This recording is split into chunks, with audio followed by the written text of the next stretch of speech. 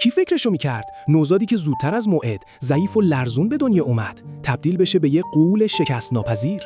وقتی هنوز معلوم نبود زنده میمونه یا نه، پدرش اسمشو گذاشت تایسون، چون عاشق مایک تایسون بود و سرنوشت دقیقاً همون راهو رفت. اون شد تایسون فیوری. تو دوران اوجش سالها هیچ کس نتونست شکستش بده و به قله‌های بوکس حرفه‌ای دنیا رسید. اما بدترین حریفش توی رینگ نبود، درون خودش بود. درست وقتی تو اوج بود، سقوط شروع شد. افسردگی، اعتیاد، الکل.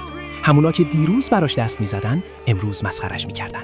ولی تایسون قهرمان اون غول درونش رو هم شکست داد. اعتیادش رو ترک کرد و با حدود 180 کیلو وزن برگشت. بیش از 60 کیلو اضافه وزن. اما تو مدت کوتاهی دوباره راه قله رو پیدا کرد. و وقتی برگشت، هم اونایی رو شکست داد که سقوطش رو جشن گرفته بودن و هم بزرگترین برد زندگیش رو ثبت کرد.